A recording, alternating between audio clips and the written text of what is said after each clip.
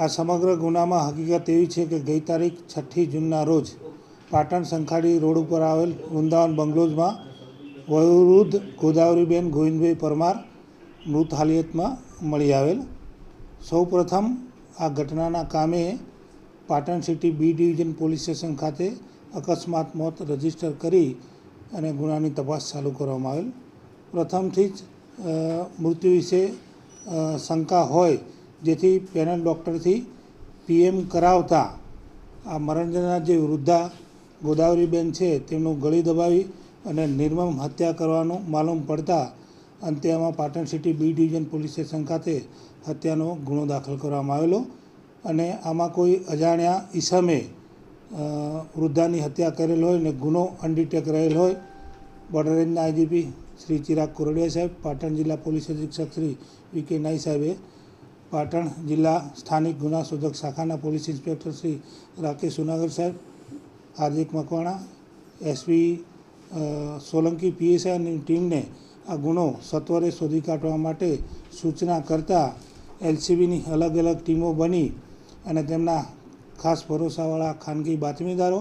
અને technical resource અને એનાલિસિસથી તપાસ કરતાં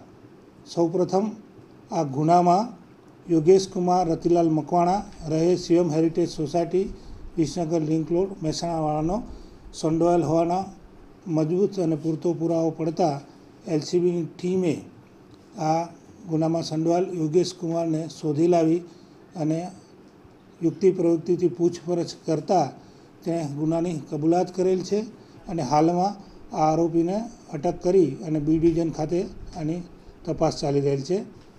આ ગુનો કરવા માટે કારણ એવું છે કે મહેસાણાથી હત્યા કરવાના ઈરાદે આ યોગેશ પાટણ નીકળેલો,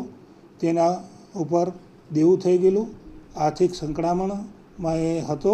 અને વધુમાં જે મરણ જનાર ગોદાવરીબેન છે એ જે આરોપીની પત્ની છે એની સાથે અવારનવાર ફોન કરી અને તેના કૌટુંબિક કંકાસમાં વધારો કરતા હતા, જેથી આને ગુસ્સો આવતા તેણે હત્યાના ઈરાદે જ પાટણ આવી અને તેને પાક્કી ખાતરી હતી કેમ કે આ ફોઈ સાસુ થતા હતા અને સુખી અને સાધન સંપન્ન હતા, તેમના ઘરેથી રોકડ રકમ અને દાગીના મળી શકે તે ઈરાદે આવી વાતોમાં રાખી ગળું દબાવી વૃદ્ધા ગોદાવરીબેનની હત્યા કરી અને તેમને શરીરે પહેરેલ સોનાના દાગીના અને ઘરમાંથી અન્ય સોનાના દાગીના વગેરેની એણે લૂંટ પણ ચલાવી અને જેમાં એલસીબીની ટીમે રૂપિયા 5 લાખ